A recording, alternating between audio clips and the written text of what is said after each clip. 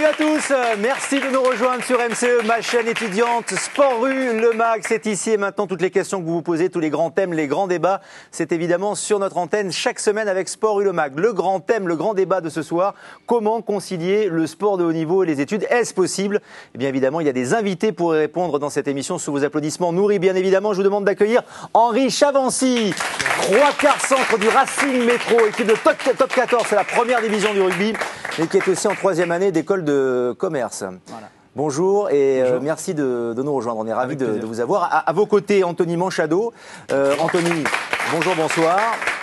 Responsable de la filière sport haut niveau de l'école de management Léonard de Vinci, qui consiste en quoi? En 2 mots pour situer. En fait, responsable du département des sports au pôle universitaire Léonard de Vinci, où le sport est obligatoire pour les étudiants de la filière classique et également pour les sportifs de haut niveau. On met en place un cursus aménagé pour qu'ils puissent concilier études supérieures et sport de haut niveau. Voilà, Léonard de Vinci, c'est à Paris et c'est notamment une école de commerce, oui. Entre autres choses. Et puis je vous demande d'accueillir, bien évidemment, il est l'exemple parfait de l'école de commerce, du rugby, du sport, du journalisme, Nicolas Ancelin, notre expert. Bonjour. Salut Nicolas, merci de nous rejoindre avec des reportages. Évidemment, pour illustrer la thématique de ce soir, première question, car vous en êtes l'exemple, le meilleur exemple et l'exemple parfait. Henri Chavancy, concilier le sport de haut niveau et les études supérieures, c'est possible, puisque vous êtes là et que vous l'avez fait, et que vous le faites encore. Bien sûr, c'est possible. Il faut beaucoup de volonté, je pense, et aussi la chance de bénéficier de structures telles que le pôle universitaire Léonard de Vinci, qui nous permettent d'avoir des horaires aménagés, et donc de concilier les études et le sport. Possible aussi... parce que si on a la chance d'avoir dans notre sport des entraîneurs qui nous permettent de continuer, parce que c'est pas toujours évident, c'est pas toujours le cas aussi. Je sais que j'ai des amis dont les entraîneurs ne leur permettent pas forcément de continuer les études. Dans d'autres clubs de top 14 par exemple? Au Stade Français. Ouais, au Stade Français carrément, ouais.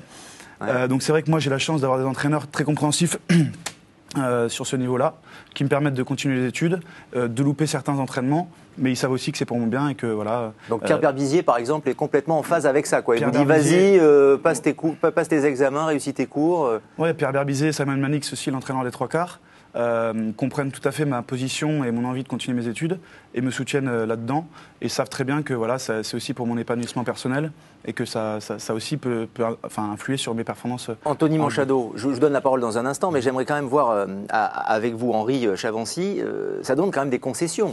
Parce que vous faites deux métiers, vous avez 2 activités extrêmement prenantes chaque jour, j'ai envie de dire chaque jour de la semaine, du lundi au dimanche compris, quoi.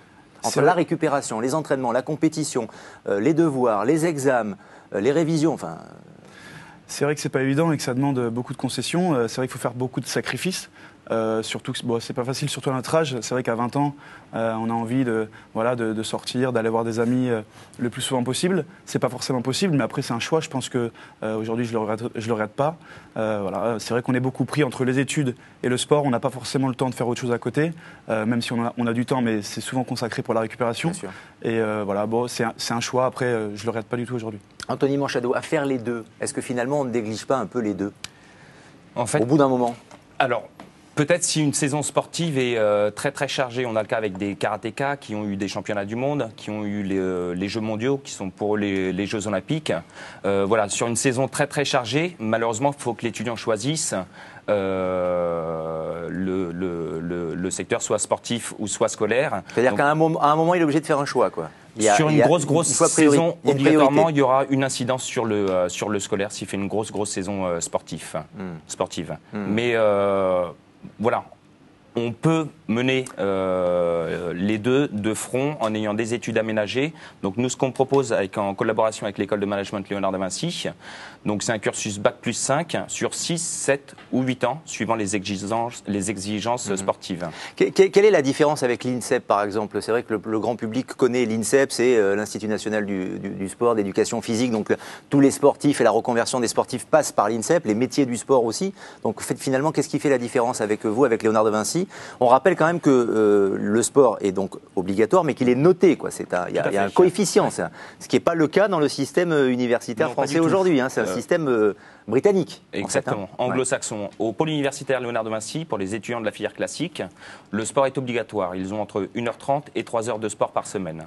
Du coup, on peut se demander, est-ce que suivre des études sans cursus aménagé, c'est possible? Parce que là, on parle que de cursus aménagé. L'INSEP, c'est aussi le cas. On privilégie, on met en avant le sport et le sportif. Est-ce que c'est possible dans un cursus normal? À l'INSEP, ils ont un cursus aménagé aussi.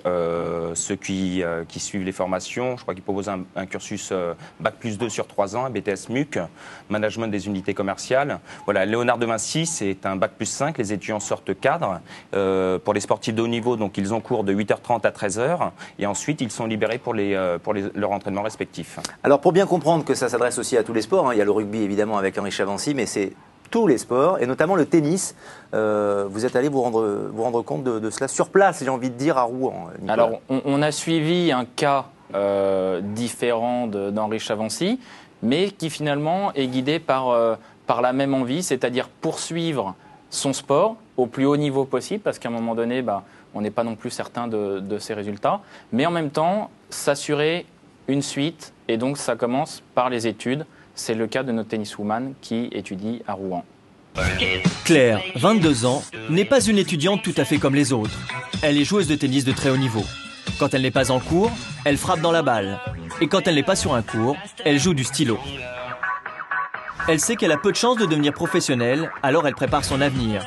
Elle veut devenir institutrice. Je ne veux pas rater les cours, c'est trop important pour aller à l'entraînement. Donc je m'entraîne après, le soir ou le midi comme aujourd'hui. Et aujourd'hui, comme tous les jours, d'un cours à l'autre, c'est une journée marathon qui attend Claire. Son entraîneur lui dévoile les exercices de la matinée et lui donne de bons conseils pour tout mener de front.